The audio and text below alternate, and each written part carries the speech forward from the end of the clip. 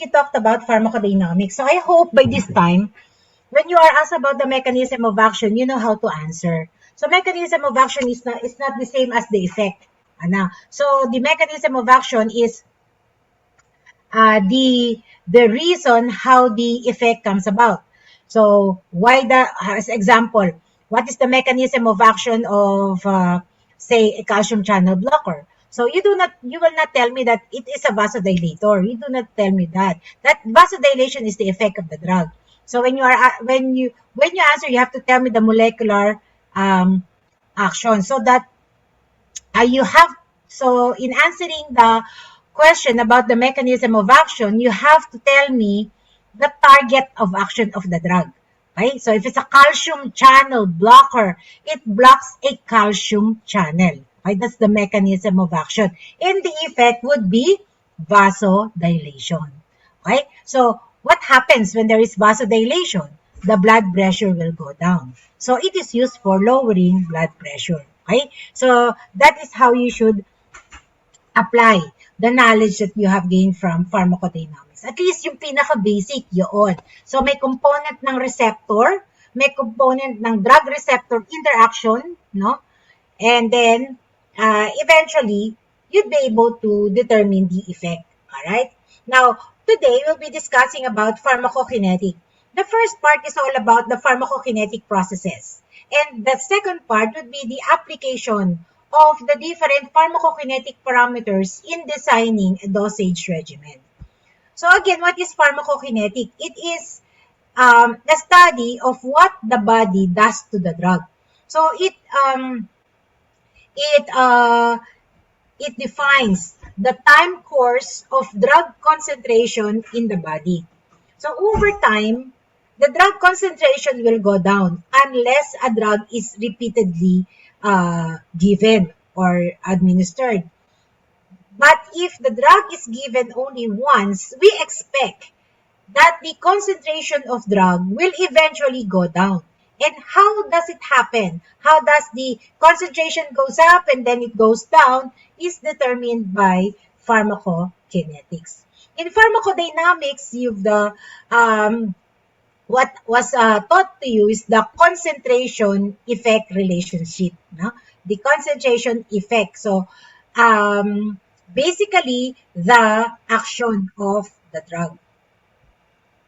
So in pharmacokinetic, you will be asked to compute some parameters or dosage regimens, because it is a mathematical description of the time course of disposition of drugs. Kaya requirement dito, dapat meron kang knowledge ng basic algebra and you can use calculators. You can use calculators during examination.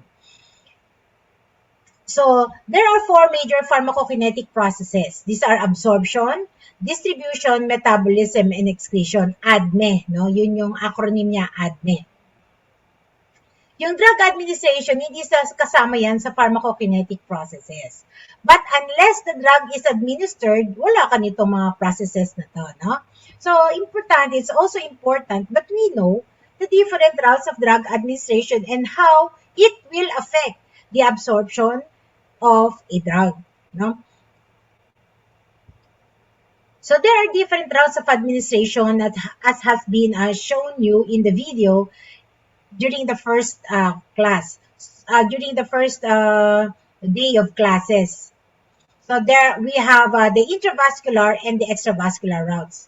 So intravascular, meaning to say the drug is administered directly to the circulation. And so you expect that the plasma drug concentration, the time to reach the peak plasma concentration would be faster kasi nandun na kagad yung blood. Yung drug. But for extravascular routes of administration, the drug will have to overcome certain barriers in order to reach the systemic circulation. Okay? So, it will take a while for the drug to reach the peak plasma concentration. Medyo mas mabagal dito. And plus the fact that per compartment or per organ where it where it is administered will also depend how much of the drug will be absorbed. Because the absorption of the drug in the extravascular route of administration will depend on the location. Say, for example, if the drug is given orally versus sublingual, although both drug would be administered by the mouth, but the rate at which the drug reaches the systemic circulation would be faster via the sublingual compared to the oral route. Why? Because in sublingual, the drug stays at the will be absorbed uh, via the blood vessels under the tongue, no? Yung sublingual blood vessels. And these vessels will go directly to the systemic circulation, unlike when a drug is given orally. So it will go to the mouth, to the esophagus, to the stomach, and small intestine. Drugs that are given orally will be absorbed mostly in the small intestine, as you will learn later on. And the blood flow from the small intestine will go first to the liver before it reaches the systemic circulation. So it takes a while, no? Unlike in sublingual, upon absorption, okay, it goes directly to the systemic circulation. All right? So, in essence, when a drug is administered, it has to bypass, or it has to cross rather, certain barriers. And most of the time, it will require to pass through um, cell membranes. And we all know that cell membranes compose of lipid bilayer. So with the hydrophobic tails within, and you have the hydrophilic heads at the outside. Now, drug permeates membranes via three different mechanisms: via diffusion, via facilitated diffusion, or via active transport. So when we say diffusion, okay, it's a passive diffusion, it's a natural tendency for molecules to move down a concentration gradient. So the drug molecules are suspended in a liquid medium, crosses a semi-permeable membrane, and um, pass or go uh, to the other compartment, no? From an area of higher concentration to an area of lower concentration, so that the net rate of transport or rate of diffusion will be dictated by the permeability of the membrane, okay, the surface area, and the concentration gradient. The higher the concentration gradient, the faster would be the net rate of transport. The higher the surface area, the greater would be the diffusion. How about the permeability of the membrane? Now, the permeability of the membrane doesn't change. However, the permeability of the drug molecule will depend on the molecular size, the lipophilicity, and the charge. The greater the molecular size, the slower will be the rate of diffusion.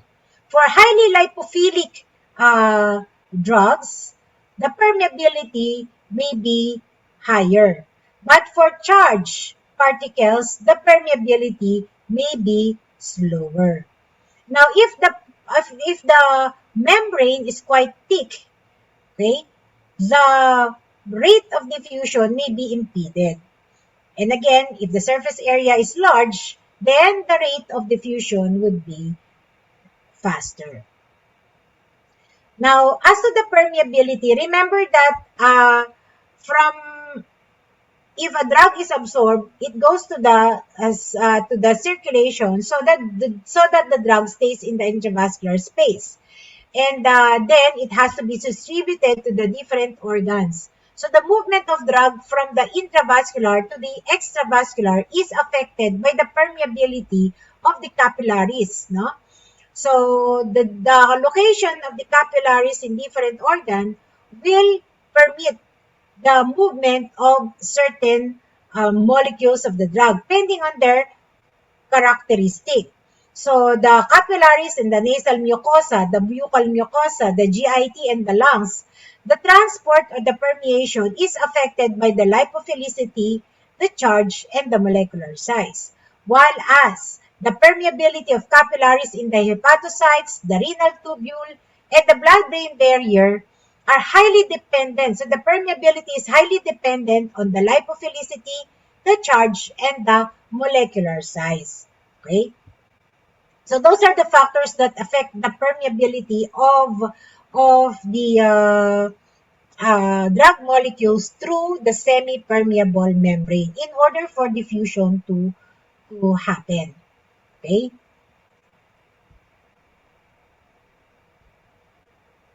So diffusion may occur via two mechanisms. We have what you call the aqueous diffusion and the lipid diffusion. When you say aqueous diffusion, the movement of drug molecule occur in between cells. So this happen when a large molecule, okay, will have to cross a membrane. So in this case, this could be the lumen of the intestine, and then this is the interstitium. So from the lumen where the blood may be located, it may cross in between cells. So that's aqueous diffusion, allowing for passage of drug molecules ranging from 20,000 to 30,000 Dalton. And the movement is also driven by concentration gradient. Now, the other one is the lipid diffusion. So this happens in areas where the permeability is limited because, say for example, in the blood-brain barrier, where the capillaries are lined by endothelial cells so closely cooptated to one another that there are no spaces in between cells. So for the drug to reach the extravascular space, it has to cross the cell. No? So that is what you call the lipid diffusion. So the net movement of the drug would be also according to the concentration gradient from higher to lower, but it will be affected by the lipid aqueous partition coefficient of the drug. The lipid aqueous partition coefficient refers to the lipid solubility of the drug. Remember again that the cell membrane is made up of lipid bilayer. Hence, a drug with high lipid aqueous partition coefficient are the ones that can easily cross the cell membrane. Okay. Now, so the larger and more polar a molecule is, the slower will be its movement across the membrane. So small hydrophobic molecules like oxygen, carbon dioxide, benzene is small uncharged. Even though they are polar, like water, glycerol, and ethanol, can also pass easily through membranes. However, for larger uncharged and polar molecules and the charged ions, they could not easily cross via diffusion. So how are they to cross these barriers? So there is another way to pass through the barrier, and that is by special carrier. No? So special carriers exist for many substances, and these are important for cell function in order to transport substances which are too large or too insoluble to diffuse passively through the membrane. So kung hindi sila masyadong lipid soluble at malalaki sila, they would require a transport system. And the transport system could either be an active transport or a facilitated transport. So when you say active transport, there are two requirements. One, the transporter, and second, energy. Okay. So that the greater the availability of the transporter and the availability of the energy, the greater would be the transport of drug across the membrane. Characteristically, active transport can go against a concentration gradient, unlike in diffusion. So diffusion is always from higher to lower concentration. But in carrier-mediated transport, the movement can go against a concentration gradient. That's why you have an efflux transporter and an influx transporter. This kind of transport system is saturable because it can reach transport maximum, meaning to say the transporters may be fully utilized, or it may be, or the energy may be saturated. Wala nang enough energy to power the transport system. And so, if that happens, no transport, no movement of drug molecules will happen. Also, the transport is specific. It's only specific for certain substance, but it can be inhibited by competitive inhibition.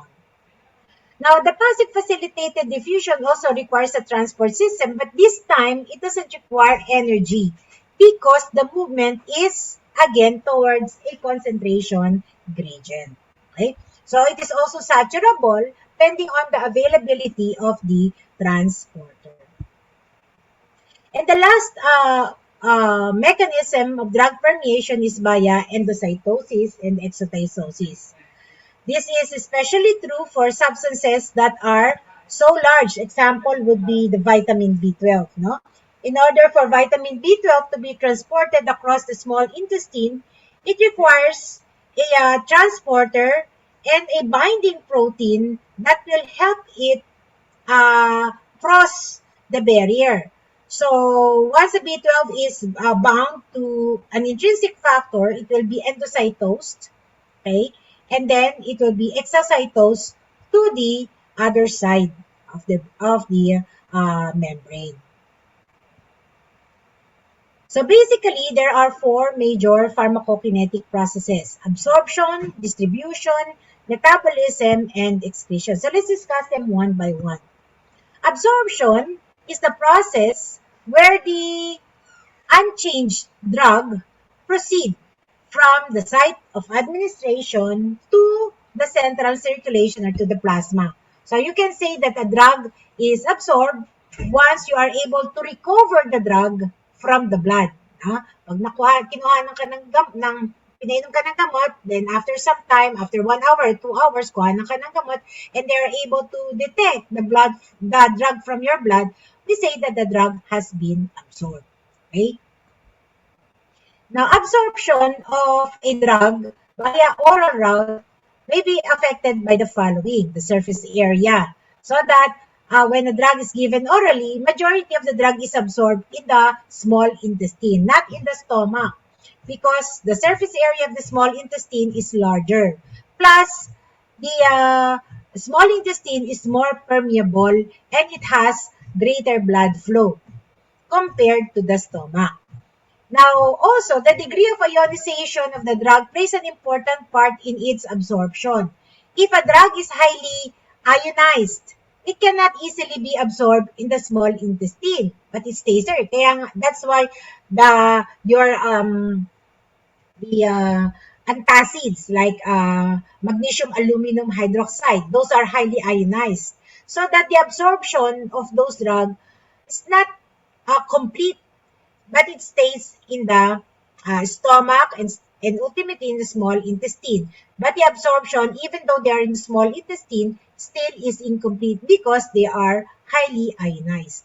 We say that if a drug molecule is ionized, it is deemed polar. And if it is polar, it is water soluble. And if it is water soluble, it cannot easily cross lipid barriers, so that the absorption may be incomplete.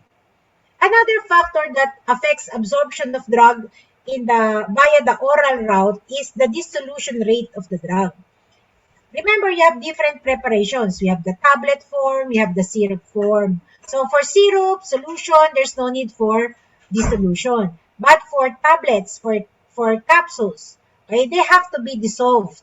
And the rate of dissolution will affect its absorption. Now, there are drugs with extended release or slow release, so that the drug is absorbed slowly to the system. Another is gastric emptying. So the gastric emptying is the passage of the drug from the stomach to the small intestine.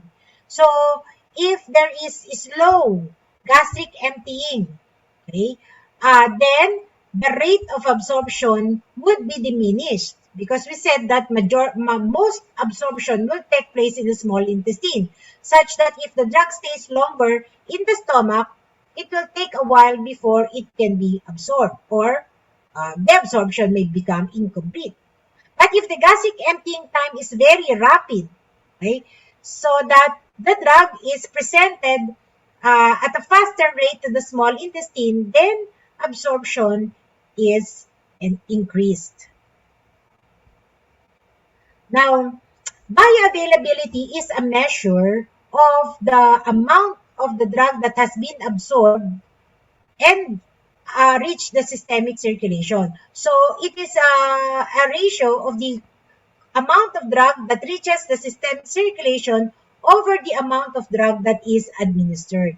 Now, if a drug is given intravenously, it is assumed that the bioavailability is 100% because there are no barriers that has to be overcome. But if a drug is given orally, okay, the rate of absorption will affect the bioavailability and also what you call the first pass effect.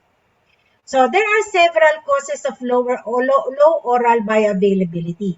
One is poor intestinal permeability, when it is highly polar, when it is ionic, no, highly ionized rather, highly ionized and polar, the permeability may be poor and therefore it may be absorbed less and the bioavailability would be lower. Now, also competing reactions within the gastrointestinal tract. So there are drugs that may be metabolized in the intestinal lumen or the stomach. Like for example, levodopa. Now levodopa can undergo decarboxylation, okay, so that it loses its activity while it's still in the gastrointestinal tract. So if that happens, then lesser amount of the active drug would reach the systemic circulation. So these are the factors that may lower the bioavailability of the drug.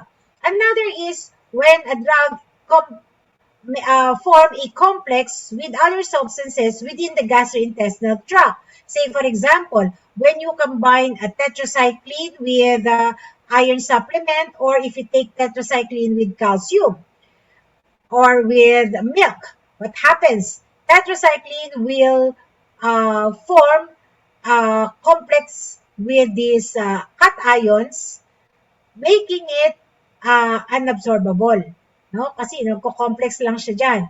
And this complex will not be absorbed, but instead will be excreted to the feces. So that lowers the bioavailability of tetracycline. Okay? Same thing with all these other drugs. Now, another factor that affects bioavailability of the drug is the first pass effect. Okay? So, first pass effect is the loss of drug during its first passage across the intestinal tract and the liver. Okay? So, when we say first pass effect, mostly we refer to the effect of liver metabolism to the drug as it passes via the portal circulation. What happens? No? So when the drug is absorbed in the small intestine, the blood will flow first to the liver before it is released into the systemic circulation. So that everything that we take in orally will be filtered by the liver first before it goes into the systemic circulation. And when we say filter, then some of the drug will be extracted by the liver. It stays in the liver, metabolized, and that will reduce the amount of drug that will ultimately reach the systemic circulation. That's why for drugs that are taken orally, the bioavailability is not the same as the dose that is administered. That is why the bioavailability is just the amount of drug that is seen in the systemic circulation over the amount that was administered. So there is assumption that some of the drug will not reach the systemic circulation because of first pass effect, of a reduced absorption, because of other reactions occurring within the GIT. So, as you said, in the liver, okay, some of the drug would be extracted. So, the extraction ratio is equivalent to, is equal to the ratio of liver clearance over the blood flow. The normal hepatic blood flow is about 90 liters per hour in a 70 kilogram individual. So, if you know the clearance of the drug in the liver and you know the blood flow, you can determine the extraction ratio, which is the amount the amount of drug that is extracted by the liver. No, this is the amount that will not reach the systemic circulation.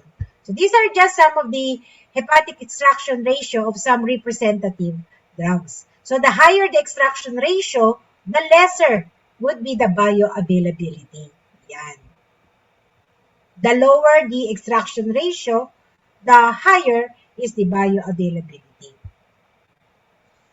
Now, pending also on the route of administration will depend the maximum plasma concentration and the time to reach that peak concentration. As you can see in this diagram, drugs given intravenously have higher peak plasma concentration compared to those which are given orally and rectally. This is primarily because there are no barriers in terms of absorption because the drug is given directly to the bloodstream. Unlike when it is given via the oral or the rectal route where absorption will be impeded and also first pass effect may play a role. Hence, you can see the maximum concentration will not be the same with that of the drug administered intravenously. In the same manner, you will observe that the time to reach the peak concentration, okay, is not the same for the other routes. They differ, no, based on the routes of administration. The time to reach the peak concentration is highest when given intravenously because, again, there are no barriers as opposed to drugs which are given intravenously or intrarectally. Now, the peak concentration of a drug refers to the concentration at which the drug is in equilibrium, meaning to say that the amount that is being absorbed is the same as that of the amount that is being excreted. Yun yung tinatawag mong equilibrium. Okay? Yan yung peak concentration. Okay? Ayan.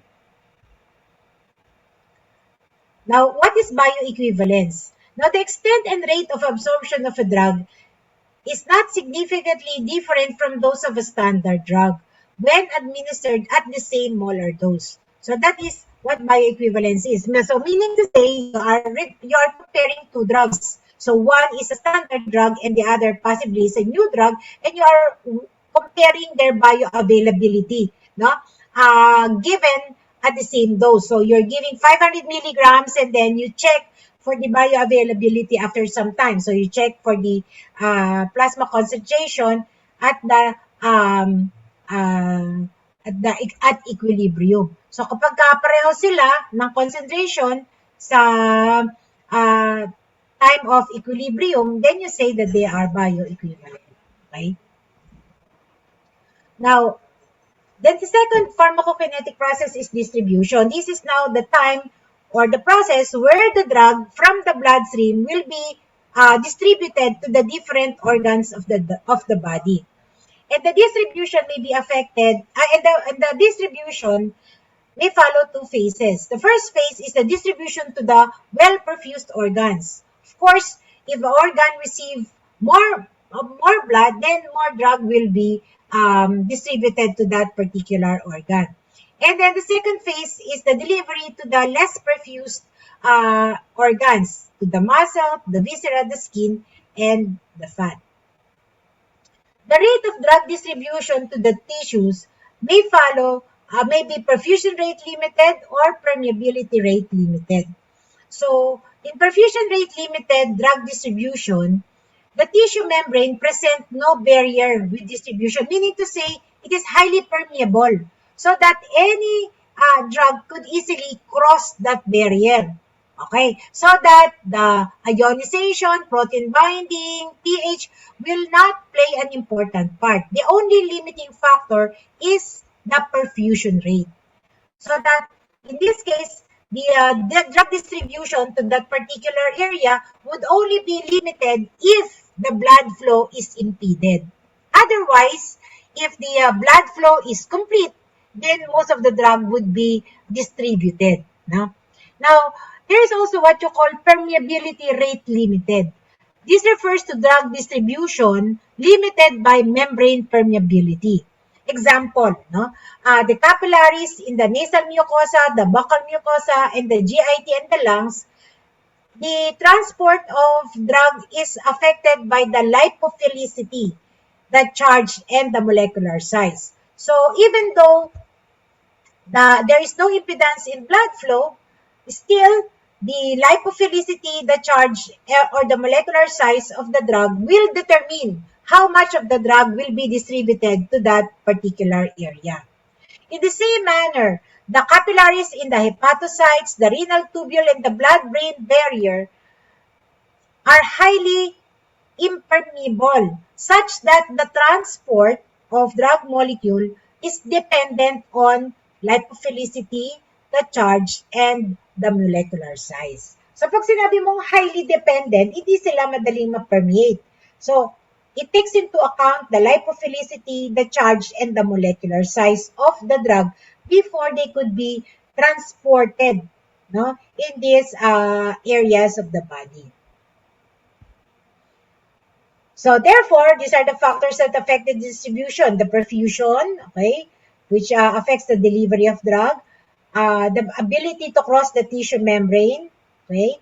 Their affinity with the tissue, with tissues and the blood, and partitioning to fats. Now, ionization, so wag na natin itong intindihan. Wag mo na yung, malilito lang kayo dyan. So, remember that the effect of pH on the rate or penetration or distribution is expected only if the limitation is in permeability. Okay? Yan.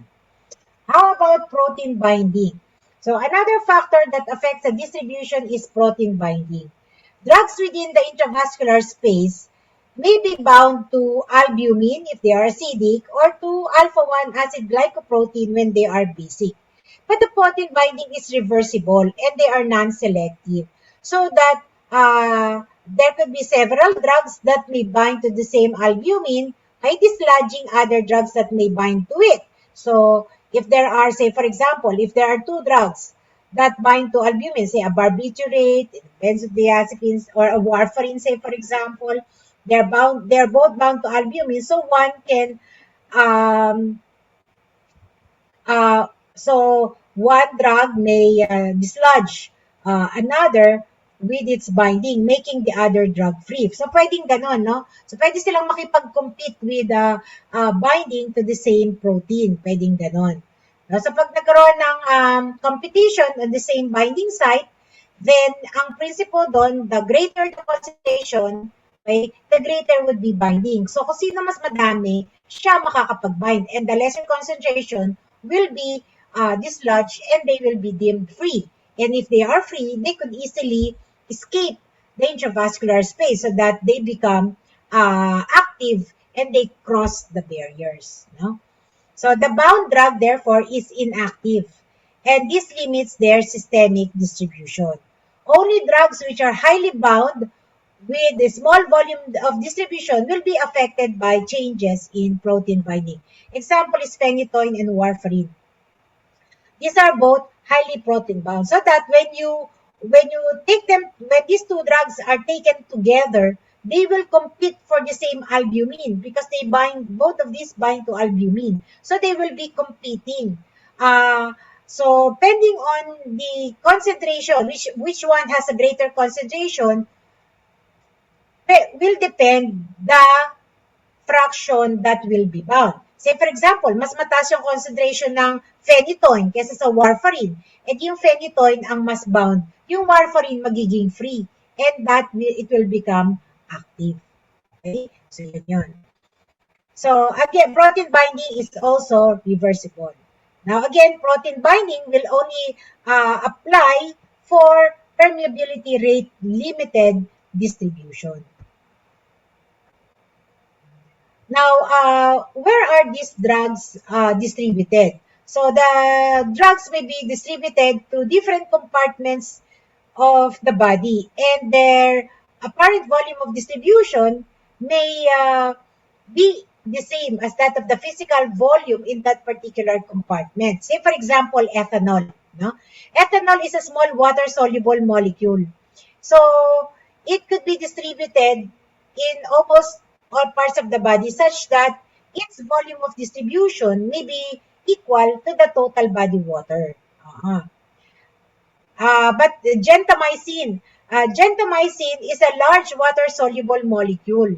So that's why it cannot easily cross the cell membrane. So they are mostly located at the extracellular compartment.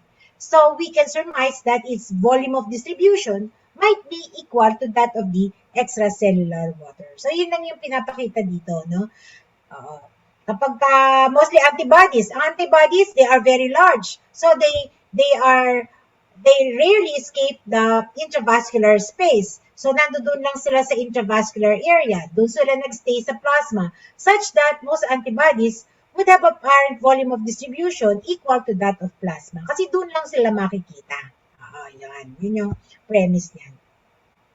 So, the apparent volume of distribution, therefore, is the amount of drug in the body at equilibrium over the plasma drug concentration.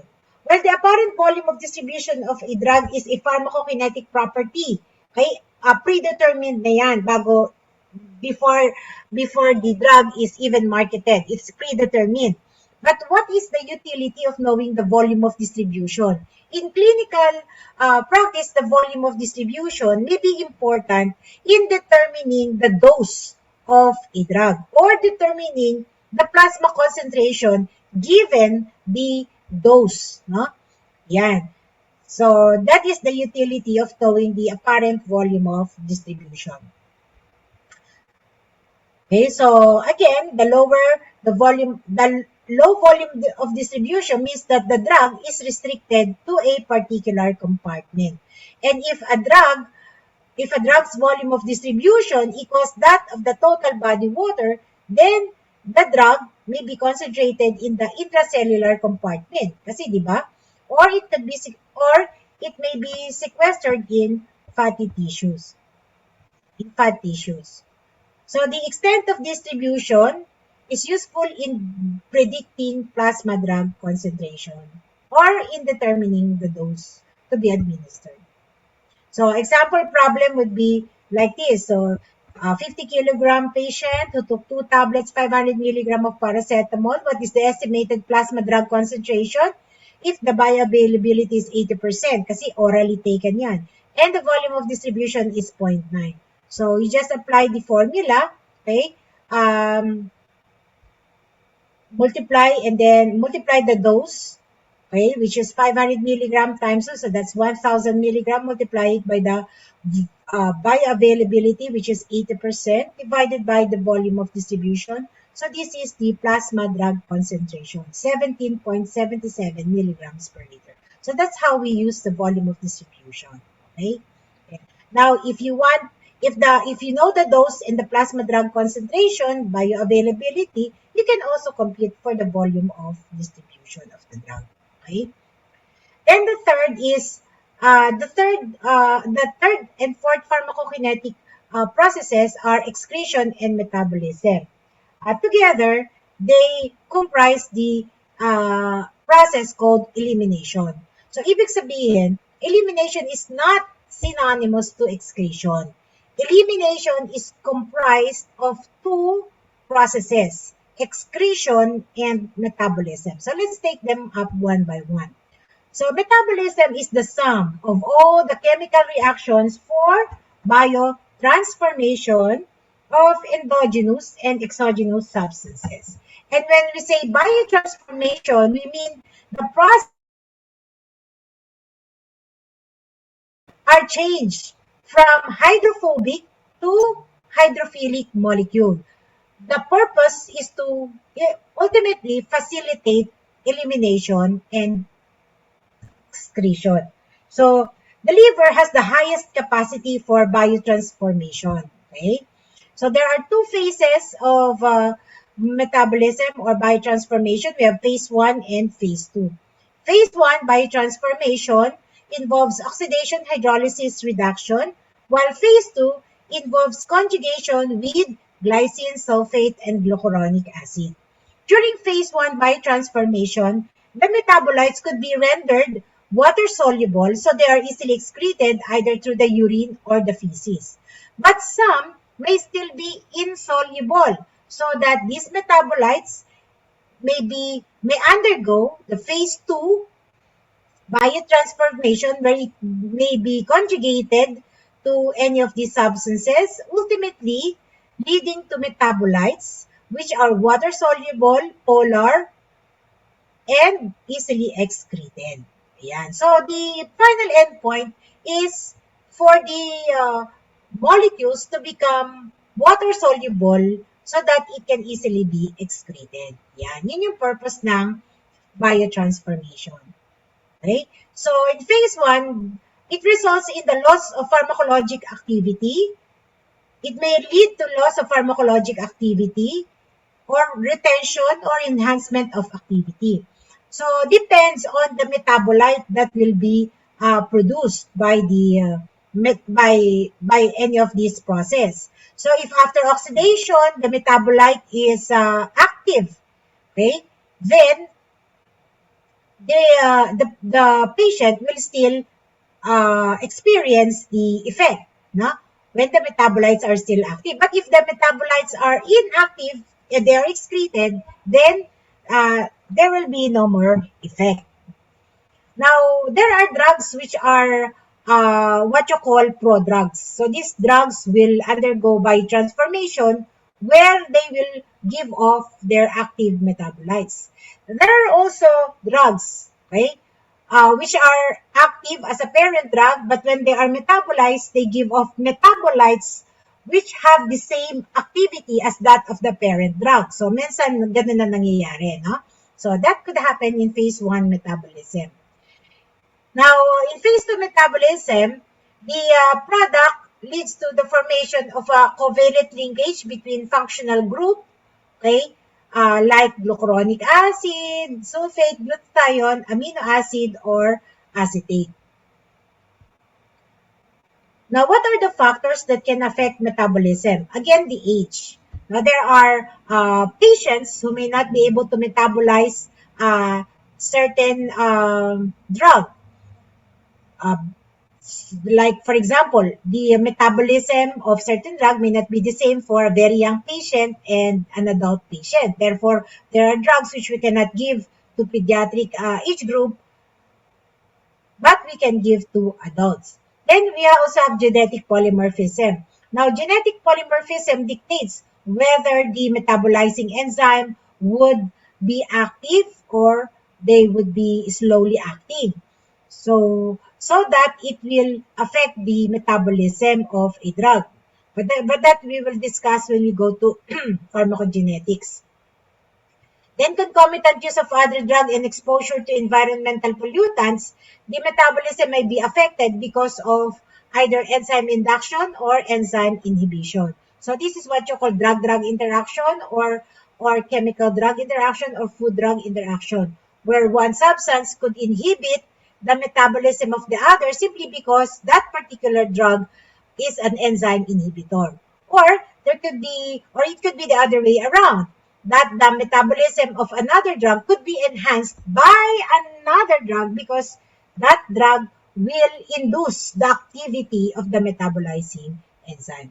And lastly, disease states. So there are certain diseases in the liver that will reduce its ability to metabolize. No? Ayan.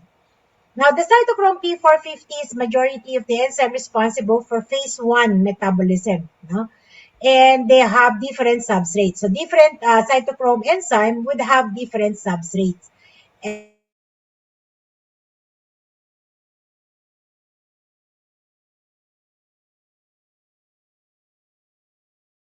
that there is a specific cytochrome P450 enzyme for certain drugs. But sometimes, no, the same drug could be metabolized by 2 or 3 cytochrome P enzyme. Pwedeng ganon. 2 o 3 cytochrome P450 ang magme-metabolize sa isang drug. Pwedeng ganon, no? That is the reason why there is such thing as drug-drug interaction. So, meron mga tinatawag na enzyme inducers. So when you say enzyme inducers, these are drugs that will hasten the activity of the CYP enzyme. So magiging mabilis yung metabolism. Like for example, phenobarbital, rifampin, phenytoin. So kumbaga, this phenytoin could induce a cytochrome P450. Pwedeng ganun eh. Halimbawa mo, itong phenytoin, i-induce niya yung activity ng CYP3A4. So, ano mangyayari? Magiging rapid-acting ang CYP3A4, marami siyang mamimetabolize kaagad na alprazolam or carbamazepine. No? So, what would happen? Say, for example, you combine carbamazepine and say phenobarbital.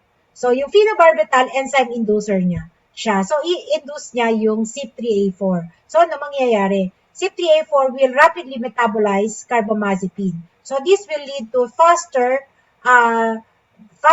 rate of decline in the plasma concentration of carbamazepine. Kasi mabilis siyang ma-metabolize. But you know, carbamazepine can induce its own metabolism because carbamazepine is also an enzyme inducer. So, it could also induce CYP3A4.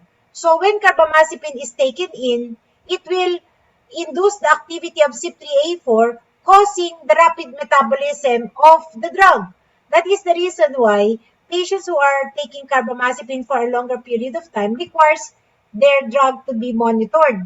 Kasi, baka mamaya, the level of carbamazepine in the body is very low because of enzyme induction, then it will not be effective. Carbamazepine is a drug used for treatment of seizure. So, if you're not aware of that, the patient will come into you after some time having a seizure disorder. Kasi marirealize na having seizure, inactive seizure, so magtataka ka, bakit sila seizure? Hindi naman tayo nagbago ng dose, no? It's primarily because of the enzyme induction. Naging mas mabilis yung metabolism ng carbamazepine so that the rate of decline in the concentration is faster. So, yun yung nagiging effect ng mga drug-drug interaction. Okay? Same thing with enzyme inhibitors. Ito naman, these are drugs that inhibit the activity of the enzyme, reducing its capacity to metabolize other drugs. So, ano mangyayari? So, if it inhibits the metabolism of another drug, the other drug would have higher plasma concentration that could lead to toxicity. A perfect example is the grapefruit juice. So, grapefruit juice is an inhibitor of the enzyme that metabolize mga drugs used to lower cholesterol. So, if it is taken together with, like for example, atorvastatin, then the metabolism of atorvastatin will be inhibited. So what happens? The plasma concentration of atorvastatin will increase. And increase may lead to some toxicity. Maybe not fatal, but it could lead to more severe adverse effects. No? Yun yung nagiging effect ng drug-drug interaction. Okay? Lastly, we go to excretion. So the primary organ for excretion is the kidney. However, other drugs may be excreted via the bile or into the intestine through the feces, the sweat, the skin or the milk. No? Kaya nga, di ba, pagka nagpapa-breastfeeding, we always ask what are the drugs being taken by the mother. Because if the mother is taking drugs that could be excreted to the breast milk, then the baby may be able to get some of it and then may be affected. No? So, kaya we always check. Now, what are the factors that modify the renal excretion of drugs? First, we have age. Again, the excretion would differ from pediatric age group to adults, no? And also the geriatrics. Then the disease states. If the renal function is impaired, then the ability to excrete may be also impaired. And then excretion of drugs may also be affected by enterohepatic recirculation or ion trapping. In enterohepatic recirculation or biliary recycling, what happens is that the drug has been rendered inactive, it has become water soluble, ready to be excreted in the intestine. However, in the intestine, it may be acted upon by enzymes released by the bacteria, rendering the metabolite insoluble or lipid soluble so that it is reabsorbed to the portal circulation and then it goes back to the systemic circulation. So these are some drugs that undergo enterohepatic recirculation. So anong implication nun? Hindi sila basta-basta natatapon. No? So there is the tendency for some of these drugs to remain in the body. The other one is ion trapping. Ito yung most sa kidney. So the principle of ion trapping uses the principle of ionization such that, say for example, no, we have a weakly acidic drug and we want to enhance its excretion in the kidney. How do we do that? So a weakly acidic drug will be ionized in an alkaline urine. So in order to enhance excretion of a weakly acidic drug, we can alkalinize the urine. And there, the acidic drug will be trapped because it will be ionized. No? Acid and alkaline ionization takes place, they become polar, and they are not reabsorbed. So they are excreted. In the same manner, with a basic drug, if a drug is basic, we can acidify the urine, ionization will take place, preventing its reabsorption, so enhancing its excretion in the urine. Okay? Yeah. So that's all for the basic principle. Now we go to, or do you have any question? Do you have any questions?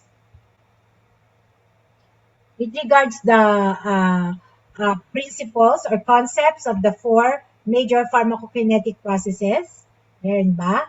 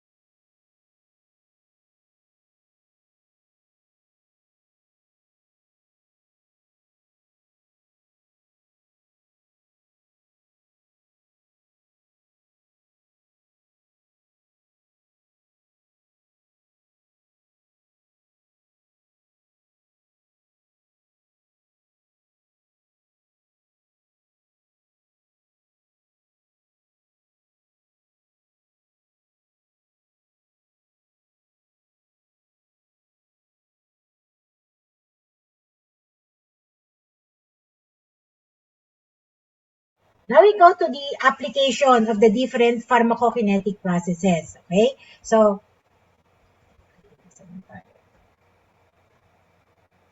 now the different pharmacokinetic properties is necessary in order for us to design a specific dosage regimen for our patient.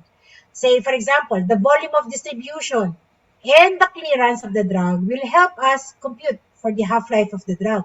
And this half-life will determine how often we are to give the drug.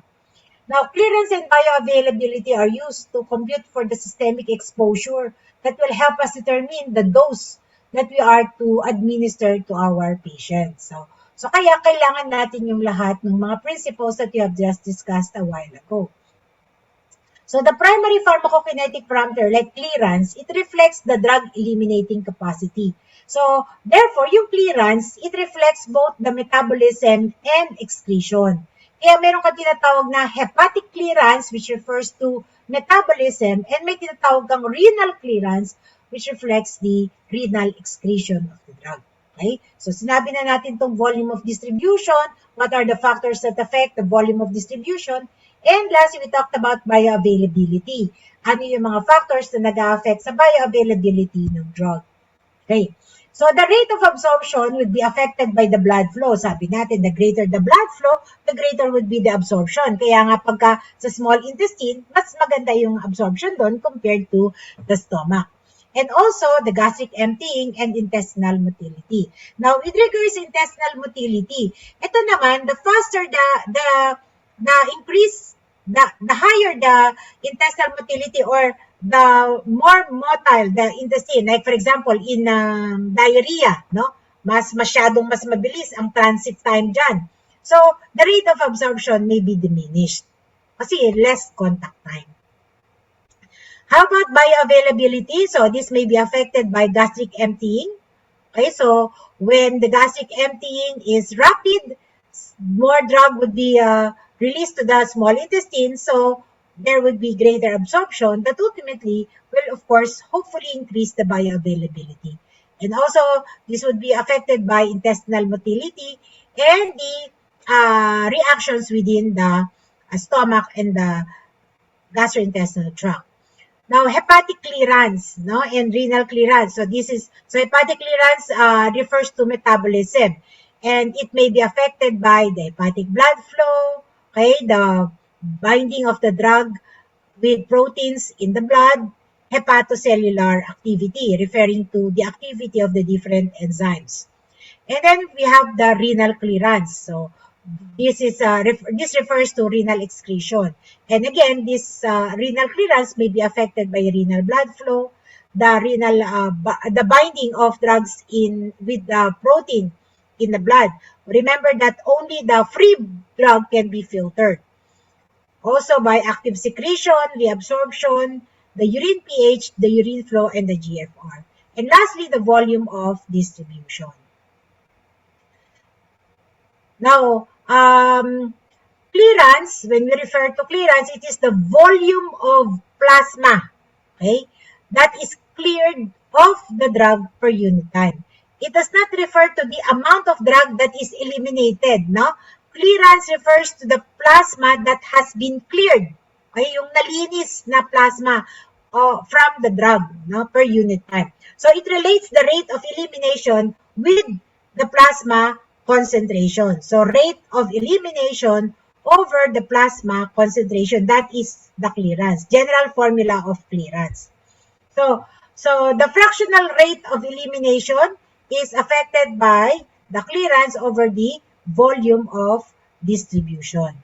So let's talk about hepatic clearance. So this includes biliary excretory clearance and hepatic metabolic clearance. Pero isa na lang yung formula dyan, yung hepatic blood clearance. So, ang hepatic blood clearance is the product of the hepatic blood flow, which is 90 liters per hour, multiplied by the hepatic extraction ratio. Okay, so that is the hepatic blood clearance.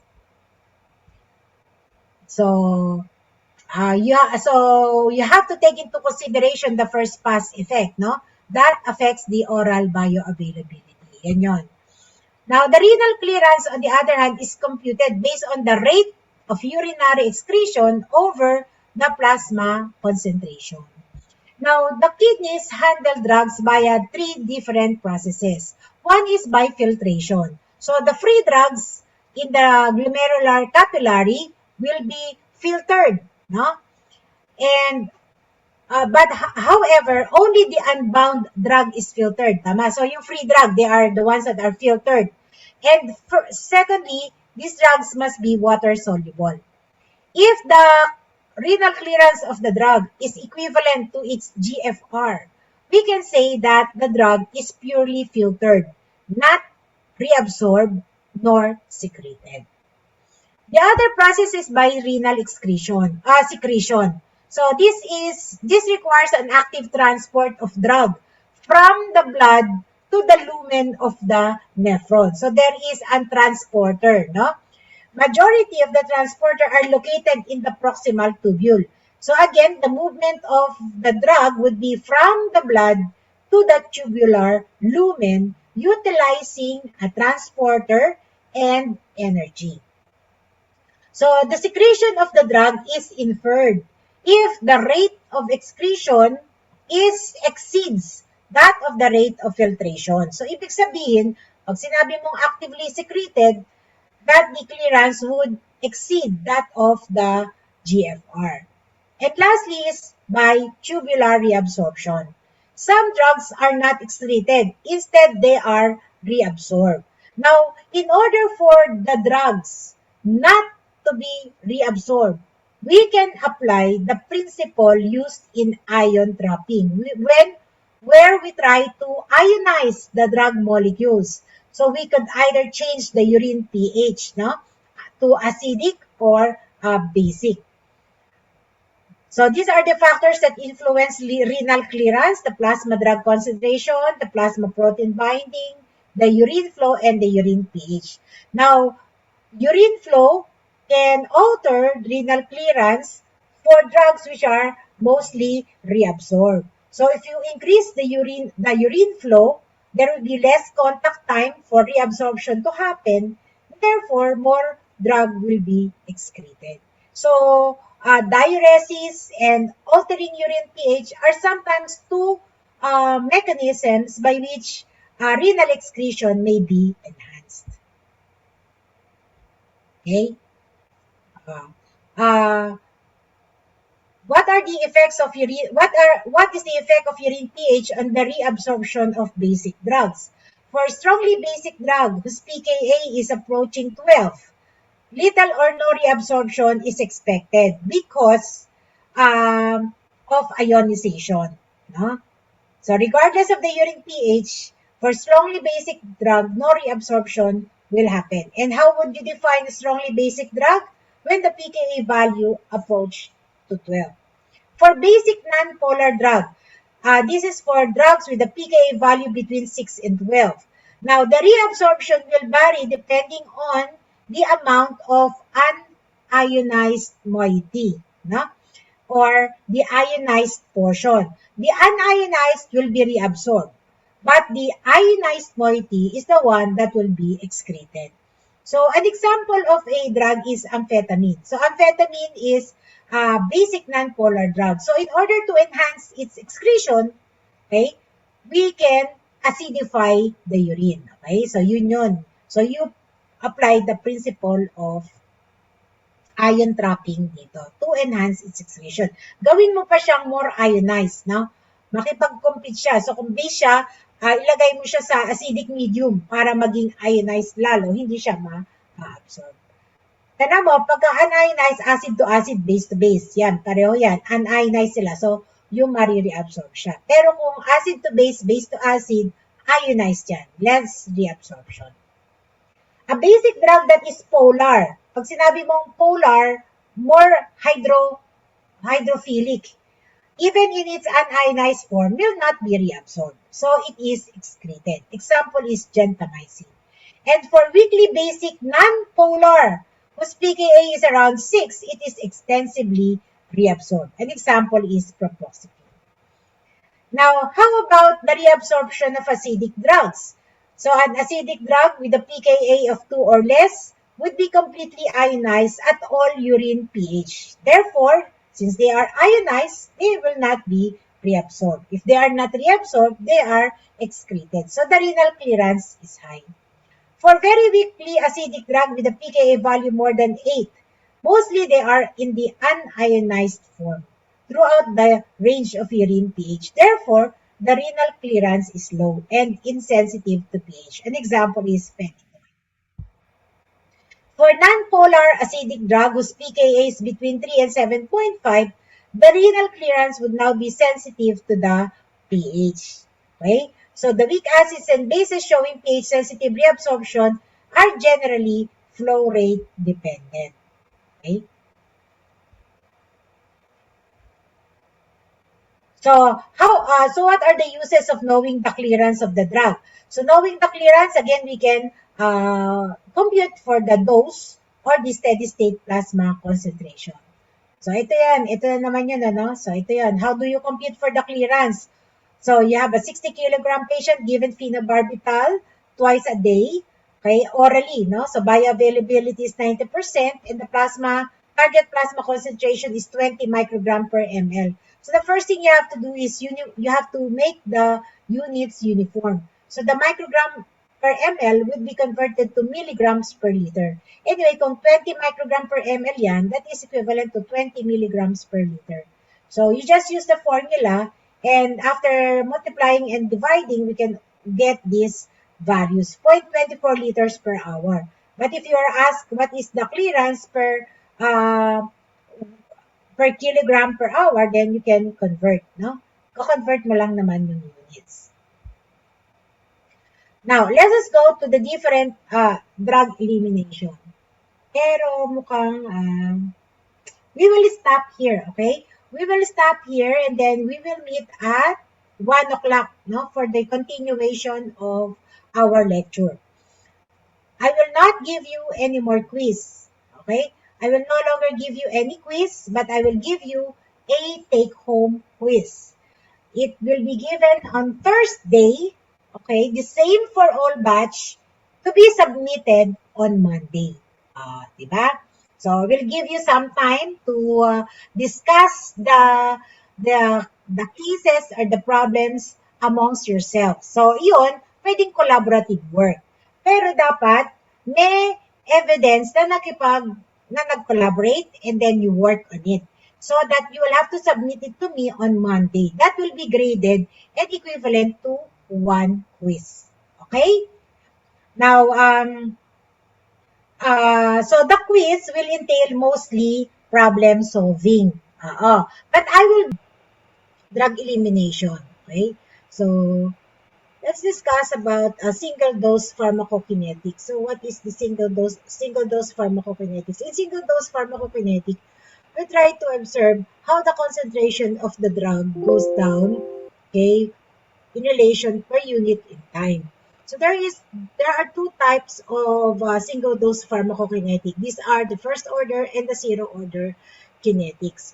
In first order kinetic, otherwise known as the first order elimination, okay? In first order elimination, a constant proportion of the drug is eliminated per unit time. Okay? Constant proportion. So the half-life is constant for first order kinetics. So when you say half-life, it refers to the time where it is the time it takes for the blood concentration to go down by 50%. And we can compute the half-life by 0.6 by the following formula. So we have a constant 0.693 over K, which is the elimination rate constant. Now, elimination rate constant may be, if it is not given, may be computed based on the clearance and the volume of distribution. So, it is the clearance of the drug over the volume of distribution, uh, and therefore half-life can be computed based on this. So, using this formula, we can compute the half-life by multiplying 0.693 with the volume of distribution divided by the clearance. So those are the utility of the formulas that we have just um, discussed a while ago, no? This morning, yung mga volume of distribution. So saan ba natin gagamitin? Now, as clinicians, do we really compute for the volume of distribution for the drug? No, all drugs that are already in the market has a determined volume of distribution and clearance. So if we know the volume of distribution and the clearance, we will know the half-life. And from the half-life, we can compute for the interval of um, drug administration. So going back to first order kinetic, so when we say first order kinetic, there is a constant half-life. So again, the half-life is the time it takes for the concentration of the drug to go down by 50%. So based on this table and a graph, you can see that the concentration of the drug goes down, no? Per unit time, no? So in first order kinetic, 50% of the drug is eliminated per unit time. So based on this table, the initial plasma concentration is 256, no? So that is upon the time of administration. Okay?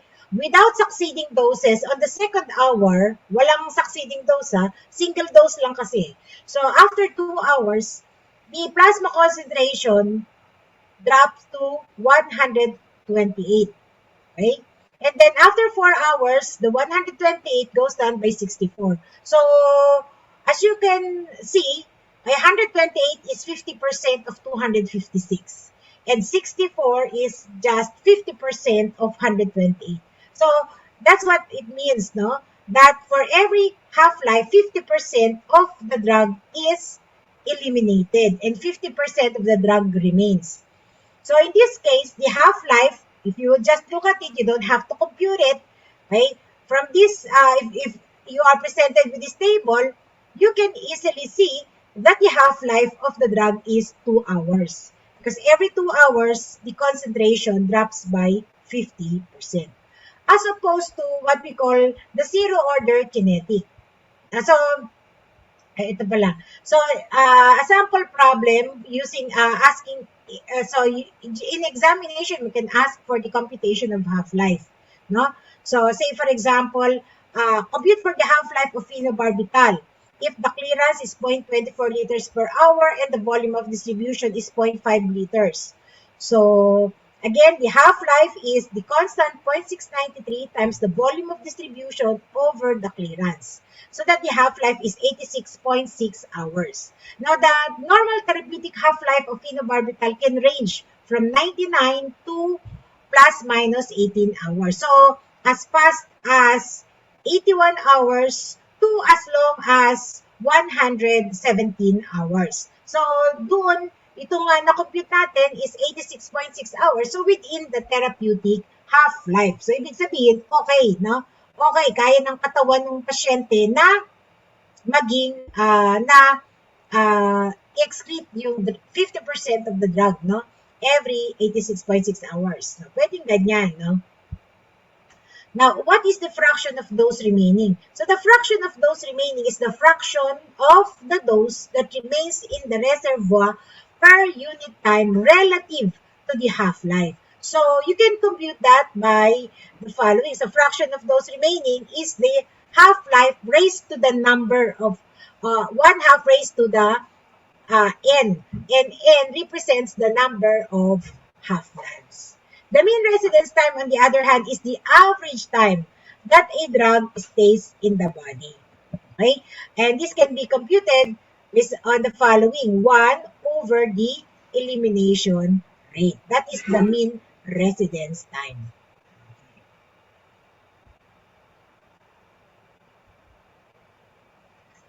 2 p.m.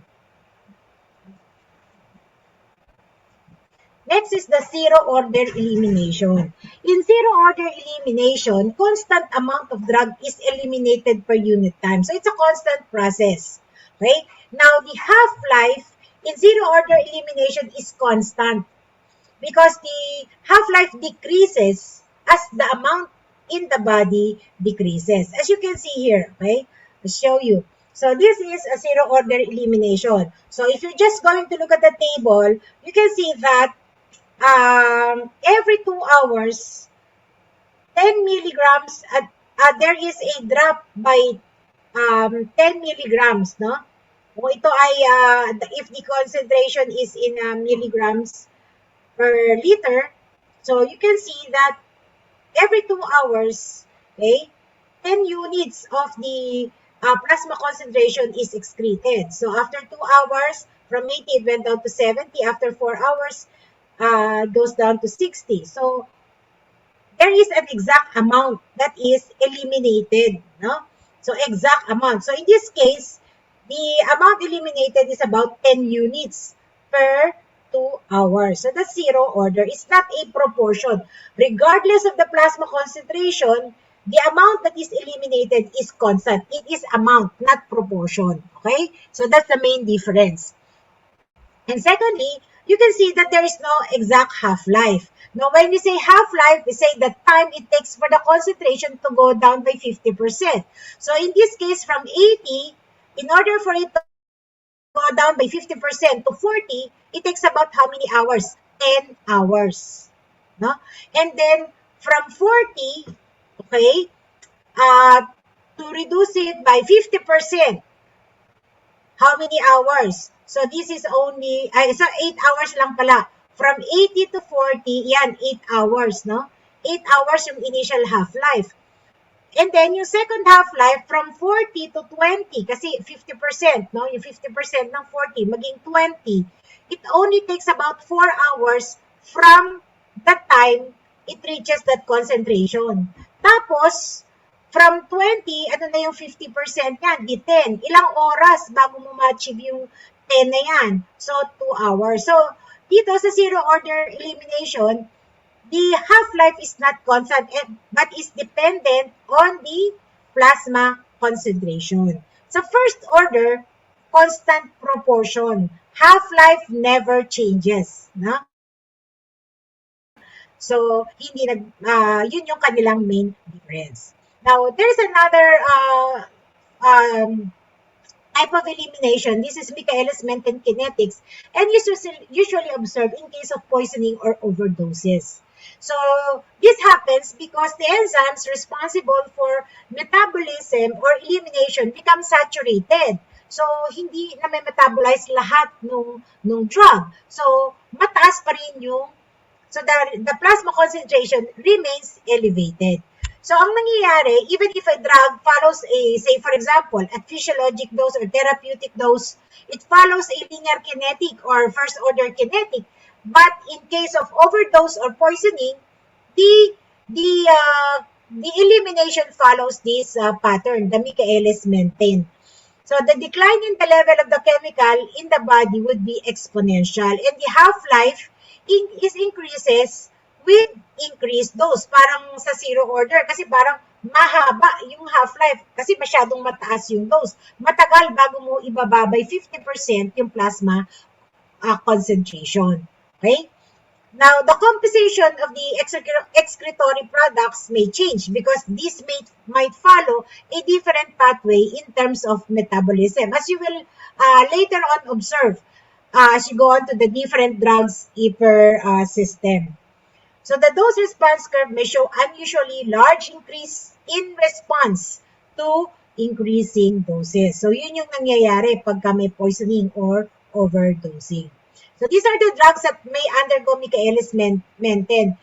Most of these drugs are eliminated by the liver. So hepatic clearance lang to. Hindi sila madalas na na-excrete through the kidneys. No? Yan. So kung enzyme dependent sila, so once the enzymes are saturated, then most of the drug will not be metabolized, and so those drugs that remain active will be the ones that cause the toxicity. Now, we've just discussed a single dose, no? Now, we continue with the continuous dose. So, there are drugs that we give continuously, no? For like 1 week in case of antibiotic or 14 days. But there are drugs that we prescribe to patients for a long period of time, di ba? Yung mga antihypertensive, matatagal yan, no? So why do we need to maintain the patient on a certain drug for a long period of time? So the purpose is to maintain a drug concentration that would be therapeutic for the patient. Let's say, for example, an antimicrobial. Normally, when we give antimicrobial, we give it for like 7 to 10 days. No? And if the dose is like say 500 milligrams, most of the time, the 500 milligram, we want to achieve a 500 milligram per liter concentration in the body. That is the purpose of giving a 500 milligrams. Now, however, if you only give a single dose of that 500 milligrams, eventually the drug concentration will drop and will not retain that plasma concentration. So, what do? We prevent the plasma concentration from going down. So, we have to re-administer the drug at a certain interval. So, what will dictate the interval for administration? So, the interval for administration is dependent on the half-life of the drug. Okay? So, once we have determined the half-life, we can now determine the frequency. So, say for example, if you're given an antimicrobial to be taken every 8 hours for 7 days. So, that means that the drug has to be taken every 8 hours. You cannot take the drug after 9 hours and then after 4 hours because that will not um, be very effective because the therapeutic concentration will not be reached. Okay? Because if you give the drug at a shorter interval, okay, you may have a higher plasma concentration. But if you suddenly reduce rather say but if you suddenly increase the interval, ginawa mo namang 16 hours, makikita mo magda-drop ng husto yung plasma concentration. So dapat merong uniformity. That's why the drug has to be given at a certain interval. Kaya nga, whenever we prescribe antimicrobial, we have to tell the patient when they're supposed to take the drug. Okay? Do not just simply say 3 times a day because if 3 times a day, it's 6 o'clock in the morning or 7 o'clock in the morning after breakfast, then 12, and if they eat breakfast at 6 p.m., that's not a uniform interval, and that will have a big impact on the plasma concentration. Now, if you give the drug at uniform interval, say every 8 hours, you can see that there would be time after the first 8 hour, supposedly the first half-life, you will see that the plasma concentration will drop. The second dose, and so this will cause the plasma concentration to rise, but eventually it will go down. Okay? So, the plasma concentration that we want to target is the minimum, in case of antimicrobial is the minimum inhibitory concentration that we want to achieve. But remember that as you give the drug, there would be sudden spike in the plasma concentration. Okay? You can go higher, okay, up to the therapeutic level, up to a maximum dose without causing toxicity to your patient, but not below the therapeutic concentration because that would be very toxic. Kaya nga, mapapansin mo dito, no? After the first half-life, you give a 500 milligram and you can see, tumaas yung kanyang plasma concentration. Beyond the 1, halimbawa mo, ito yung minimum target niya na concentration is 1. Pero nung binigay mo siya ng second dose, tumaas. Pero, as you continuously give it, makikita mo yung peak concentration doesn't change much. In the same manner that yung trough ng concentration, hindi rin na masyadong magbabago. So, ito yung tinatawag mong steady state concentration. Okay? And the steady state concentration may be achieved up from 3 to 5 half-lives. Okay? So again, steady state concentration is the level of drug in the blood and tissue when the input and the output are at equilibrium. Hindi na masyadong nagfa-fluctuate yung maximum and minimum steady state concentration. So maximum and minimum steady state concentration na achieve na. Hindi na siya nag-go below the steady state or the target concentration. And to reach the steady state concentration requires 4 to 5 half-lives. Okay? So, there are times, however, when a drug is slow acting. Okay? Meaning to say, it will take a while before you can see the effect of the drug. In that case, okay, the drug will be given initially at a higher dose so that we can reach the steady state concentration at a faster rate. So example niyan, yung mga long-acting drugs na mga phenobarbital. Phenobarbital is a drug used for seizure disorder. Siyempre, kung ang pasyente nagsi-seizure, hindi po pwedeng matagal bago mo ma-achieve yung therapeutic concentration. Otherwise, pag inantay mo yon, nagsi-seizure pa yung pasyente and it will take a while. So, kailangan bigyan mo siya ng loading dose. Ang loading dose is usually a dose that will allow you to achieve the therapeutic plasma level at a faster rate. Kasi pagka initially mataas yung level niyan, pag nag-decline siya, yung pababa na siya, di mo na hintayin mag-half-life siya, bibigyan mo siya ng maintenance dose, no? Pero at a certain interval. So, kailan mo ibibigay yon? Depende mo sa volume of distribution and clearance ng gamot. Oo. So, but what's more important for a clinician is to know the loading dose. Ito usually sa clinic, ginagawa talaga natin to, no? So, ang loading dose may be computed based on the volume of distribution and the target plasma concentration that we want to achieve. Now, if it is going to be administered orally, we have to know the bioavailability. But if it is given intravenously, then there's no need for the denominator. You can simply multiply directly. But again, if it is orally given, you have to know the bioavailability. That would be a factor. So in this case, say for example here, you have a 15-year-old suffering from a seizure disorder given phenobarbital. So what is the loading dose? So the target plasma concentration is 10 microgram per ml, which is equivalent to 10 milligrams per liter. So what is the volume of distribution? The volume of distribution of the drug is 0.7 liters per kilogram. So in this case, 0.7 times 40, okay, multiplied by the target plasma concentration over, since this is to be given orally, you divide it by the bioavailability, which is 90%.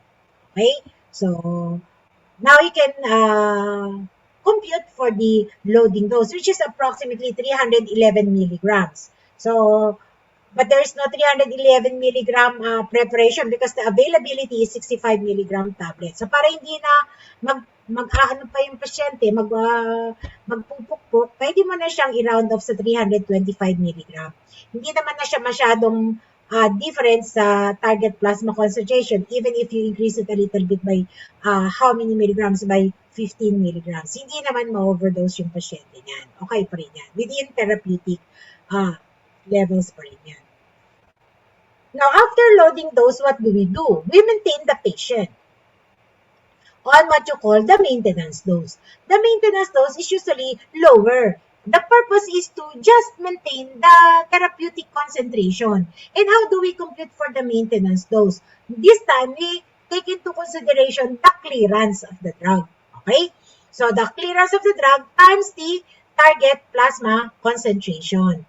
So, say for example, we want to know the maintenance dose for the phenobarbital that we're going to give, knowing that the target plasma concentration is 10 microgram per ml or 10 milligram per liter, and the clearance is 0.09 ml per kilogram per minute. Since the target concentration is per day, you have to convert minutes to hours, no? Minutes to hours, and then multiply it by the weight of the patient. So you will now be able to get the clearance in terms of ml per kilogram per hour. Okay. And then after that, you can now multiply it to the target plasma concentration divided by the bioavailability. So here, you'll get a value of 65 milligram. So makita mo yung difference ng maintenance dose uh, sa loading dose. Sa loading dose, kailangan mo 5 tablets ng 65 milligrams. Pero yung daily niya, magiging 1 tablet na lang. So, initial lang ang loading dose. Kaya nga loading umpisa lang siya. Okay? So, aside from phenobarbital, there are also other drugs that would require a loading dose. And that you will learn later on. Okay? So, that's how we design a specific dosage regimen for our patient. So, hindi ko na i-discuss yung dosage regimen kapag ka merong renal failure kasi iba pa rin yun, no? Iba pa rin yung may renal failure, may heart failure kasi nagbabago, no? Yung clearance at saka yung volume of distribution. Halimbawa mo, may renal failure ang pasyente, there will be a reduction in like for example, if it's a if it's nephrotic syndrome, then the protein levels in the body goes down. So, nababago yung distribution, pati yung clearance ng gamot. So, kailangan i-adjust natin. Pero hindi na tayo, we will not go there anymore. No? So, sapat na that you know how to compute for the loading dose and the maintenance dose. Kasi masyado nang mahaba pag dadating pa tayo doon. Tsaka medyo complicated yung computation. It's enough that you know how to compute the loading dose, the maintenance dose, and how to compute for the steady state plasma concentration, the target plasma concentration, and the dose to give. Pending on the half-life, the volume of distribution, and clearance na ibinigay. Okay? So, ganun lang. Now, siyempre, you're probably wondering, what type of examination are we going to expect? So, the examination will be, of course, questions on the concepts. So, doon sa first part, puro concept lang naman yun Doon sa second part, yun yung analysis and computation. No? So, sa major exam, usually 50-50 siya. 50-50. Kaya kailangan medyo marunong tayo, hindi naman medyo, dapat alam talaga natin mag-compute. So, requirement na meron kayong dapat calculator. When you take the exam in kinetics. Again, my quiz will not tackle any concepts, but it's more of computation para masanay kayo and para masanay di kayo mag-analyze. Now, I will give the feedback of this quiz by giving the right answer after all of you have submitted it on Monday. So, I will upload the quiz by tomorrow. You can work on it starting tomorrow up to weekends and submit it to me on Monday. And then, by Tuesday, the feedback regarding the quiz will also be uploaded for your reference. Okay? Gusto ko lang malaman kung paano kayo mag-analyze. Alright? Maliwanag ba? Ngayon, if you have questions regarding the computation, you can message